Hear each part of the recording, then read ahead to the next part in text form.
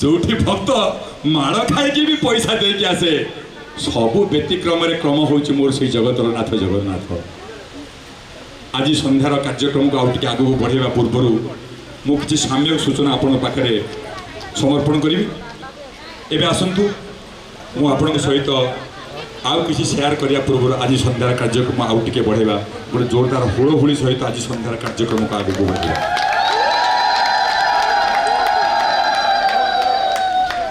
ओडिशार परंपरा नारी धर्म को नहीं आज ये जो नाटक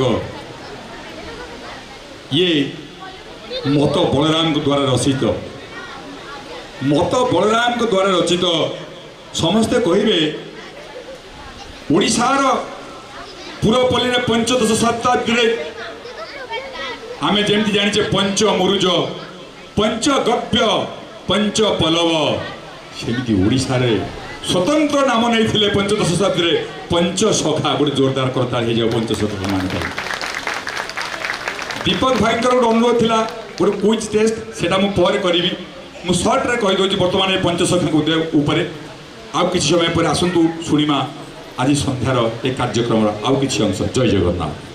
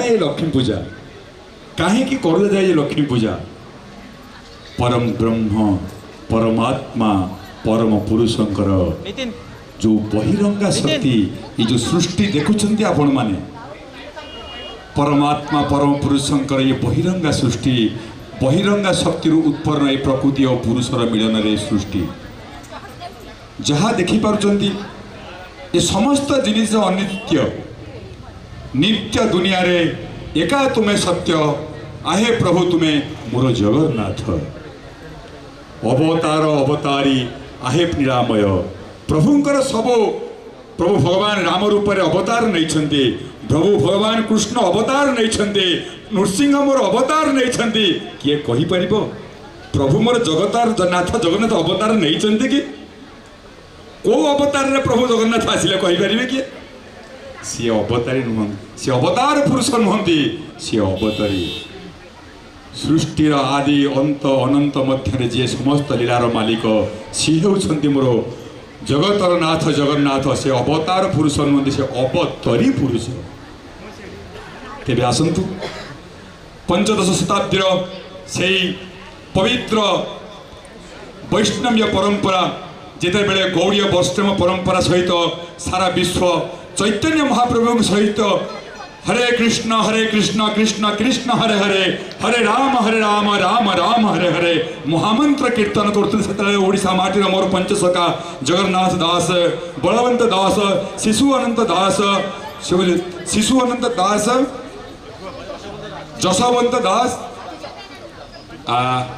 अच्युत दास अच्युतानंद दास क्षमा करेंगे ये पंच संख्याकर टे भाव टे अधिका हो गले मनीषर बहुत जिन भूली जाए ओडिया वैष्णव से वैष्णव परंपरा से समय समस्त ग्रंथ संस्कृत अनुवाद थिला साधारण लोकों पाखे पहुँचापी ताहा एते सरल नथिला आपण मान हुए तो जानी न जानी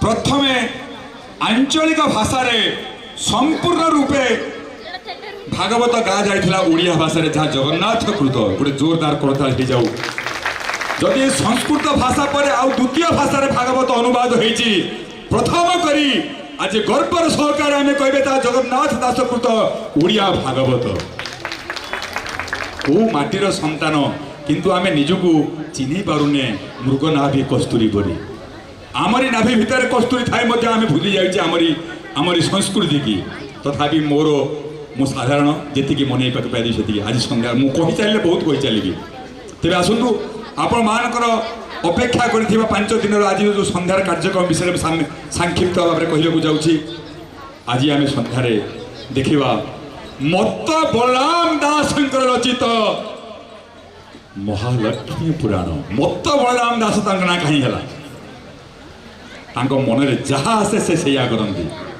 मत बलराम दास मन में जहाँ आसे से सैया करती एक दिन कथा मुझे कही रखुची भजन कीर्तन चली थाए जोरसोर नदिया दांडे जगन्नाथ पाखे बलराम दास इच्छा कले मु आज राति गरुड़ खंब पखरे नुची लक्ष्मी नृसिंहकर दिव्य लीला को दर्शन करी ये लक्ष्मी पुराण कौटू लेखा आरंभ हो साम्य पछकू आपण मानक नहीं जाऊँगी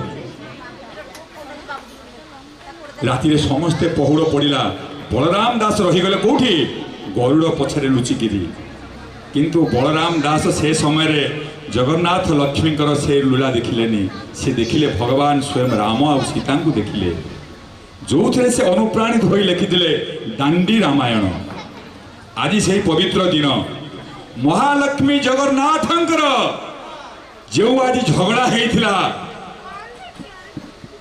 से झगड़ार रूप होची दांडी रामायण रे हमर बलराम दास कृत बलराम दास दांडी रामायण कहीं कहला आपको कौन सी लोक दांडे घाटे जी भी जो प्रकार गायब सी भाव मो कथा कहूँ जदि जड़े श्रमिक भावुव दांडी रामायण गाँव सी भाव अरे ये तो सब जिन मोरी उपर लिखाई जदि जड़े ज्ञानी भावुव मुझे दांडी रामायण पढ़ुची से ज्ञानी भी भावे ये सब जिन मोरी उपर लिखाई ये दांडी रामायण एमती एक रामायण मुझे किसी समय पूर्व आपको कही प्रकृति आ पुरुष से परमात्मा अपराध होता है तेरे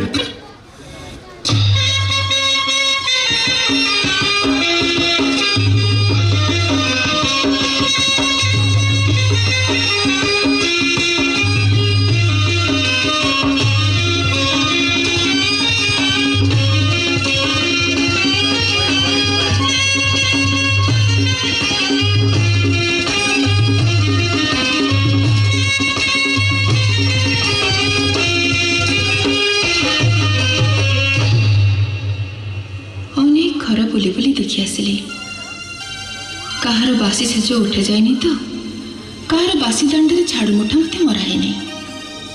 କେହି ନାରୀ ନିଜର ସନ୍ତାନ ଉପରେ ବିରକ୍ତ ହେଉଛି ତ, କେହି ନାରୀ ସ୍ୱାମୀ କୋଳରେ ଶୟନ କରିଛି। ହେଲେ ଏ ଶ୍ରିୟା ହୀନ ଚାଣ୍ଡାଳୁଣୀ ହେଲେ ମଧ୍ୟ ପ୍ରଭାତରୁ ଶଯ୍ୟା ତ୍ୟାଗ କରି ନିତ୍ୟ କର୍ମ ସମାପ୍ତ ପରେ ମୋର ପୂଜା ଆରାଧନାରେ ଲାଗିଛି। ଏଥର ତାକୁ ମୁଁ ଦର୍ଶନ ଦିଏ। ଶ୍ରିୟା, ଉଠ ଶ୍ରିୟା, ମୁଁ ଆସିଛି। ମା ତମେ ତମେ ଆସିଛ ମା? ଏ ଚାଣ୍ଡାଳୁଣୀ ଘରକୁ ବିଜେ କରିବ ବୋଲି ମୋର ବିଶ୍ୱାସ ନଥିଲା ମା। ଧନ୍ୟ ହେଲି ମା, ଧନ୍ୟ ହେଲି। ମଣିଷ ଜନ୍ମ ମୋର ସାର୍ଥକ ହେଲା। ମୋର ପ୍ରଣତି ଘେନା କର ମା। ଉଠ ଶ୍ରିୟା, ତୋ ପୂଜାରେ ମୁଁ ସନ୍ତୁଷ୍ଟ ହେଇଛି। ତୋର ଭକ୍ତି ଏଠିକୁ ମୋତେ ଟାଣି ଆଣିଛି। କହ, ତୁ ମୋ ଠାରୁ କି ବର ଚାହଁ? ତତେ ଅଦୟ ହେଇ ମୋର କିଛି ନାହିଁ। ସୁପ୍ରସନ୍ନ ଦେବୀ ଘେନା ଜନନୀ ଘେନା ପରବାରେ ମୋର ଦୟିନୀ ଲକ୍ଷେ ପଦ୍ମ ଗାଇ ଗୋଷ୍ଠ କୁମାର ହସ୍ତେ ସୁନା ଚୁଡ଼ି করে কুমার যে ধন ধান্যে পুরো ঘর যে বঞ্চি রহিথিবি চারি যুগ যায় দিয় মতে বর যে। ଶେଷ ବର ବ୍ୟତୀତ ମୁଁ ତୋତେ ଅନ୍ୟ 4ଗୋଟି ବର ପ୍ରଦାନ କରୁଛି। ଶ୍ରିୟା, ମର୍ତ୍ତ୍ୟରେ ଜନ୍ମ ଲାଭ କରି କେହି କେବେ ଅମର ରହେ ନାହିଁ। ତେଣୁ ଅମର ବର ଦେବା ମୋ ଦ୍ୱାରା ସମ୍ଭବ ନୁହେଁ। ତେବେ ମୃତ୍ୟୁ ପରେ ତୁ ବୈକୁଣ୍ଠରେ ନିଶ୍ଚୟ ସ୍ଥାନ ପାଇବ। ଦେ ଶ୍ରିୟା, ତୋ ହସ୍ତ ବଢ଼ା ଅନ୍ନ ମୋତେ ପ୍ରଦାନ କର। ମା ମୁଁ ଚାଣ୍ଡାଳୁଣୀ ହୀନ। ମୁଁ ଜାଣେ ଶ୍ରିୟା, ଯେଉଁ ଚାଣ୍ଡାଳୁଣୀ ଭକ୍ତି ବଳରେ ମହାଲକ୍ଷ୍ମୀଙ୍କୁ ନିଜର କୁଡ଼ିଆକୁ ଟାଣି ଆଣିପାରିଛି, ତା ହାତ ବଢ଼ା ଭୋଗ ଦେବାରେ ବିଳମ୍ବ କାହିଁକି? ମୁଁ ତ ପୂଜାରେ ଅତ୍ୟନ୍ତ ସନ୍ତୁଷ୍ଟ ହୋଇଛି ଶ୍ରିୟା। ଦେ, ଭୋଗ ଲାଗି କର। ତୁମ ପୂଜାର ମନ୍ତ୍ର ମୁଁ ଜାଣିନି ମା। ବିନା ମନ୍ତ୍ରରେ ମୋର ଏହି ନୈବେଦ୍ୟ ତୁମକୁ ସମର୍ପଣ କଲି। ନିଅ ମା, ଆନନ୍ଦରେ ଗ୍ରହଣ କର। ଦେ ଶ୍ରିୟା, ଦେ।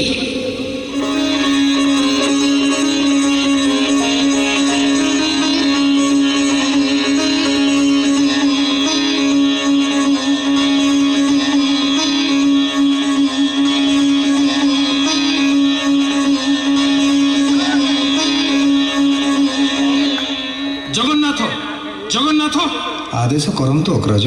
ଦେଖିଲୁ ଲକ୍ଷ୍ମୀଙ୍କର ଆସ୍ପର୍ଦ୍ଧା ଦେଖିଲୁ ତ? ଲକ୍ଷ୍ମୀ, ଆପଣଙ୍କ କଥାର ଅର୍ଥ ମୁଁ ଠିକ୍ ବୁଝିପାରୁନି ଭାଇ। ଶୁଣ କାଳିଆ ବଦନରେ ଲକ୍ଷ୍ମୀ ଘଟାଇଲା ଅଘଟଣ। ଶୁଣ କାଳିଆ ବଦନରେ ଲକ୍ଷ୍ମୀ ଘଟାଇଲା ଅଘଟଣ। ଶୁଣ କାଳିଆ ବଦନରେ ଷାଠିଏ ପଉଟି ଭୁବନ ରୁଚିଲା ଖାଇଲା ଚଣ୍ଡାଳ ଅନ୍ନ। ଲକ୍ଷ୍ମୀ ଚାଣ୍ଡାଳର ଅନ୍ନ ଖାଇଲା, କିନ୍ତୁ କାହିଁକି? ମାର୍ଗଶିର ମାସ ଗୁରୁବାର ଆଜି ଲକ୍ଷ୍ମୀ ପୂଜା ଘରେ ଘରେ। ଶ୍ରିୟା ନାମୀ ଏକ ଚଣ୍ଡାଳୁଣୀ ସେହି ଅନ୍ନ ରାନ୍ଧି ନିଜ କରେ। ଅତି ଆନନ୍ଦରେ ଭାଇ ବୋହୁ ଆମ୍ଭ ଥାଳିଏ ଅନ୍ନ ଭୁଞ୍ଜିଲେ। ଓ ତୁ ହସୁଛୁ ଜଗନ୍ନାଥ? ମୋ କଥା ତୋର ବୋଧେ ବିଶ୍ୱାସ ହେଲା ନାହିଁ? ନା ନା, ତା ନୁହେଁ ଅଗ୍ରଜ, ଆପଣଙ୍କ କହିବା ଯଥାର୍ଥ। କିନ୍ତୁ ଲକ୍ଷ୍ମୀ ତ କିଛି ଅପରାଧ କରିନାହାନ୍ତି। ସଂସାରର ପଡ଼ିଯାତ୍ରୀ ସେ, 56 କୋଟି ଜୀବଙ୍କର ପାଳନ କର୍ତ୍ରୀ। ଯିଏ ତାଙ୍କୁ ଭକ୍ତିରେ ଡାକିବ ସେ ତାକୁ ପ୍ରସନ୍ନ ହେବେ। ତାଙ୍କର କରୁଣା ହେଲେ ଦାଣ୍ଡର ଭିକାରୀ ଆରୋହଣ କରିବ ରାଜସିଂହାସନ, ଆଉ ତାଙ୍କର ଅକରୁଣା ହେଲେ ରାଜା ମଧ୍ୟ ଭିକ୍ଷାପାତ୍ର ଧରିବ। ଏଥିରେ ବ୍ରାହ୍ମଣ ଚାଣ୍ଡାଳର ଭେଦଭାବ ନାହିଁ ଅଗ୍ରଜ। ଓ, ତୁ ତେବେ ଏ ନାଟକର ସୂତ୍ରଧର? କିନ୍ତୁ ଦେଖ ଜଗନ୍ନାଥ, ମୋର ଶେଷ ନିଷ୍ପତ୍ତି। ଲକ୍ଷ୍ମୀ ଶ୍ରୀମନ୍ଦିରକୁ ପ୍ରବେଶ କରିପାରିବ ନାହିଁ। ଆଜିଠାରୁ ସିଂହଦ୍ୱାର ତା ପାଇଁ ବନ୍ଦ। ଆଉ ଥରେ ବିଚାର କରି ଦେଖନ୍ତୁ ଅଗ୍ରଜ, ସାଗର ମନ୍ଥନରୁ ଯେତେବେଳେ ଲକ୍ଷ୍ମୀ ଜନ୍ମ ନେଲେ ସେତେବେଳେ ବରୁଣ ରାଜା ଦେବ ବ୍ରାହ୍ମଣ ଅଗ୍ନିଙ୍କୁ ସାକ୍ଷୀ ରଖି କନକ ବେଦୀ ଉପରେ ମୋରି ହାତରେ ତାକୁ ଅର୍ପଣ କଲେ ଆଉ ଦଶ ଦୋଷ ପାଇଁ କ୍ଷମା ମଧ୍ୟ ମାଗିଥିଲେ। ଆପଣଙ୍କ ବିଚାରରେ ଚାଣ୍ଡାଳର ଅନ୍ନ ଭୁଞ୍ଜିବା ଯଦି ଲକ୍ଷ୍ମୀଙ୍କର ଅପରାଧ ହେଇଥାଏ ତେବେ ତାହା ତ ହେଲା ତାଙ୍କର ଗୋଟିଏ ମାତ୍ର ଅପରାଧ। ଏଇ ଥରକ ପାଇଁ ତାଙ୍କୁ କ୍ଷମା ଦେବା କ'ଣ ଆମର କର୍ତ୍ତବ୍ୟ ନୁହେଁ ଭାଇ? খুব শাস্ত্র পড়িছু নাই? আচ্ছা ঠিক আছে, লক্ষ্মীଙ୍କୁ ନେଇ ତୁ ତେବେ ଏ ବଡ଼ ଦୋଳରେ ରହ, ମୁଁ ଚାଲିଲି। ଆପଣ ଚାଲିଯିବେ କୁଆଡ଼େ? ବଡ଼ ଠାକୁରଙ୍କ ବିନା ବଡ଼ ଦେଉଳ କ'ଣ ସୁନ୍ଦର ଦିଶିବ ଅଖରୋଜ? ତେବେ ଏଭଳି ସ୍ତ୍ରୀ ପ୍ରତି ତୋର ଏତେ ମମତା କାହିଁକି? କାହିଁକି ଜଗନ୍ନାଥ? ଗୋଟିଏ ସ୍ତ୍ରୀ ଗଲେ ଆଉ କ'ଣ ତୋତେ ସ୍ତ୍ରୀ ମିଳିବେ ନାହିଁ? ହଁ ଅବଶ୍ୟ ମିଳିବେ, କିନ୍ତୁ ଲକ୍ଷ୍ମୀ ପରି ସ୍ତ୍ରୀ ମିଳିବେନି। ତୁଟା କେଡ଼େ ଅଲାଜୁ କରେ, ଲାଜ ସରମ ଦେଲୁ ଛାଡ଼ି। ତୁଟା କେଡ଼େ ଅଲାଜୁ କରେ, ଲାଜ ସରମ ଦେଲୁ ଛାଡ଼ି। ଲକ୍ଷ୍ମୀ ପରି ସ୍ତ୍ରୀ ମନ୍ଦିରେ ରହିଲେ, ଲକ୍ଷ୍ମୀ ପରି ସ୍ତ୍ରୀ ମନ୍ଦିରେ ରହିଲେ ସଂସାର ଯିବ ଉଜୁଡ଼ି।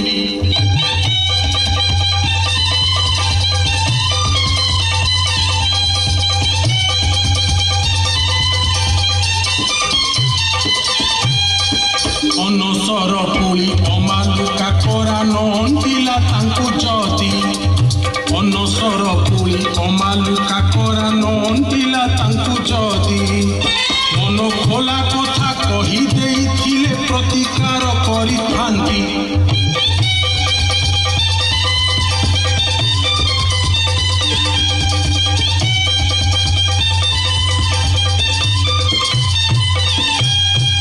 କୁହା ବୋଲା ନାହିଁ ସିଧା ଚାଲି ଗଲେ ସିଆ ଚଣ୍ଡାଳୁଣୀ ଘରେ। କୁହା ବୋଲା ନାହିଁ ସିଧା ଚାଲି ଗଲେ ସିଆ ଚଣ୍ଡାଳୁଣୀ ଘରେ। ତାହା ତ ତିଆରି ରନ୍ଧା ଅନ୍ନ ଖାଇ ଫେରୁଛନ୍ତି ଶ୍ରୀମନ୍ଦିରେ।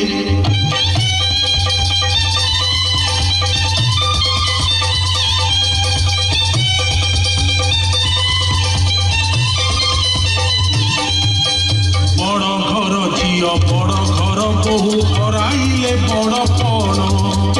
ବଡ଼ ଘର ଝିଅ ବଡ଼ ଘର ବୋହୂ ହରାଇଲେ ବଡ଼ ପଣ।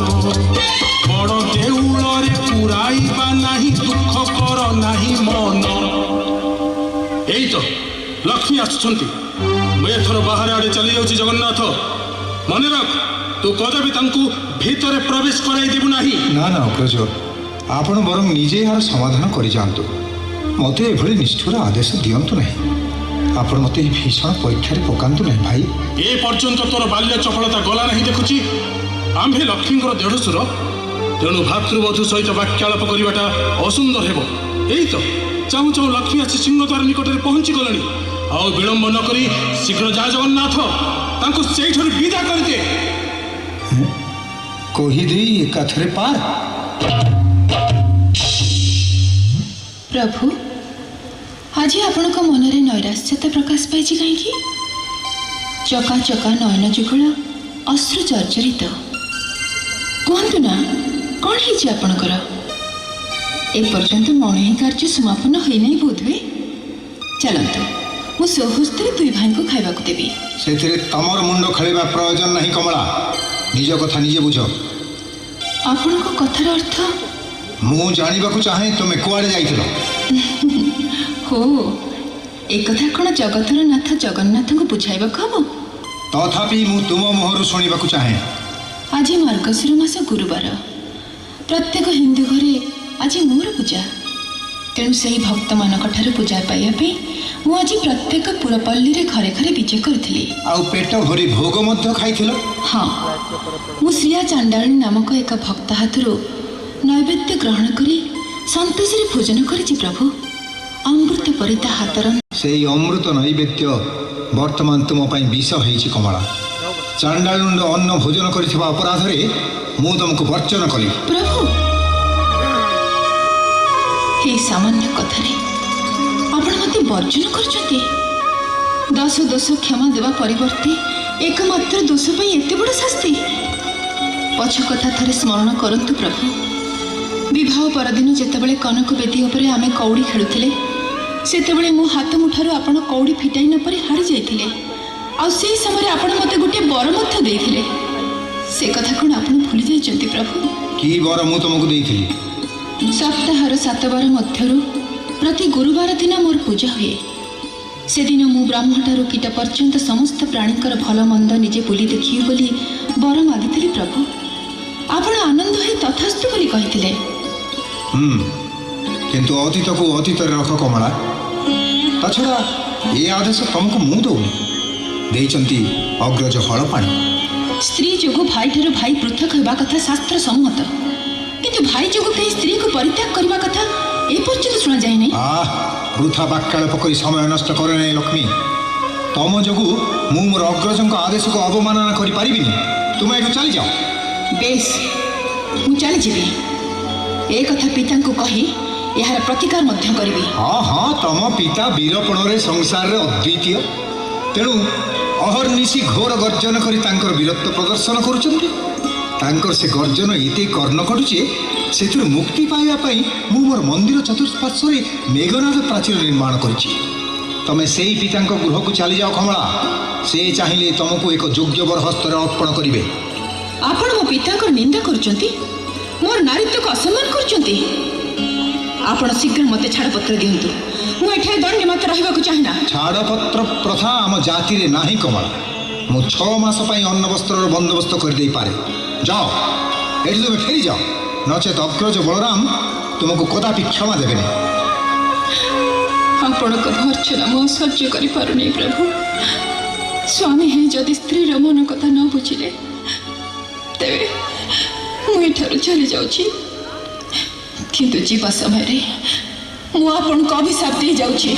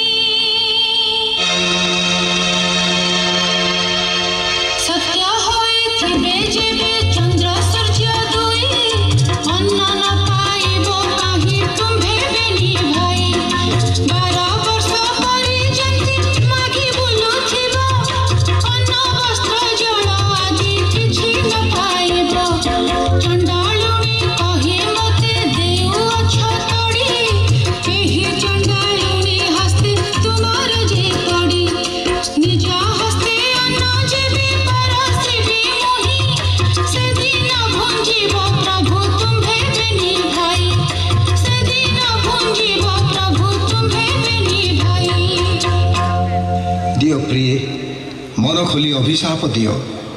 ପତ୍ନୀଦ୍ରୋହୀ ଜଗନ୍ନାଥ ଆଜି ତମର ସେଇ ଅଭିଶାପକୁ ଫୁଲ ଚନ୍ଦନ ପରିମସ୍ତକରେ ଧାରଣ କରିବ। ଲକ୍ଷ୍ମୀ, ମନ ଦୁଃଖ କରନି ପ୍ରିୟ। କିଛି ଦିନ ଅନ୍ତେ ଅଗ୍ରଜଙ୍କୁ ବୁଝାଇ ମୁଁ ତୁମକୁ ନିଶ୍ଚୟ ନେଇ ଆସିବି। ଆପଣଙ୍କ ଦୟା ପାଇଁ ସାଧୁବାଦ ଜଣାଉଛି। ହଁ, ଆପଣ ରଖନ୍ତୁ ମୋର ଏଇ ଅଷ୍ଟରତ୍ନ ଅଳଙ୍କାର। ଯେଉଁ ସ୍ତ୍ରୀର ସ୍ୱାମୀ ଉପରେ ଅଧିକାର ନାହିଁ, ସ୍ୱାମୀଙ୍କ ଅଳଙ୍କାରରେ ତାର ବା କି ଅଧିକାର? ନିଅନ୍ତୁ ପ୍ରଭୁ, ମୁଁ ନିଜ ହସ୍ତରେ ସମସ୍ତ ଅଳଙ୍କାର ଖୋଲି ଦେଉଛି। ନା, ତୁମେ ତା କରନି କମଳା, ତୁମେ ତା କରନି। ସ୍ୱାମୀ ଥାଉ ଥାଉ ଅଙ୍ଗଭୂଷଣ ଖୋଲିବା ସ୍ତ୍ରୀର ଉଚିତ ନୁହେଁ। ତା ଛଡ଼ା ସେଇ ଅଳଙ୍କାର ତୁମ ନିକଟରେ ଥିଲେ ବିପଦ ଆପଦରେ ନିଶ୍ଚୟ କର୍ମରେ ଲାଗିବ। ସ୍ୱାମୀ ଥାଇ ଯେଉଁ ସ୍ତ୍ରୀ ଅନାଥିନୀ, ଅଳଙ୍କାର ବା ତାର କ'ଣ ହବ? ଆପଣ ଏହାକୁ ରଖନ୍ତୁ ପ୍ରଭୁ। ପୁନର୍ବିବାହ କରି ଏହି ଅଳଙ୍କାର ଗୁଡ଼ିକ ତାକୁ ପିନ୍ଧାଇ ଦେବେ। ବିଦାୟ। ଲକ୍ଷ୍ମୀ, ଲକ୍ଷ୍ମୀ, ଲକ୍ଷ୍ମୀ।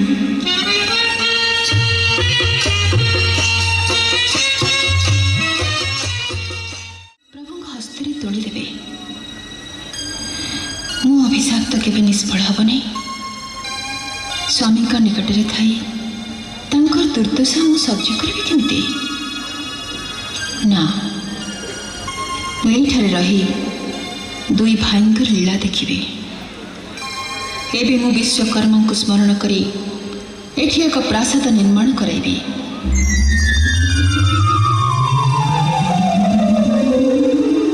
ମା ଜଗତଜନନୀ, ମୋର ପ୍ରଣାମ ଗ୍ରହଣ କରନ୍ତୁ। कहतु माँ मु आपणकर की सेवा करी कहीं मत स्मरण कले विश्वकर्मा प्रभु मते चांडालुणी कही श्रीमंदिर खौड़ाई देइचंती तेणु मोर रहिया एठारे एक कुटीर निर्माण कर दियो अंतिम समय तक मुझे एठारे ही रही यथा आज्ञा माँ यही देख माँ मु आपण 300 कोश व्यापी यही अट्टालिका निर्माण कली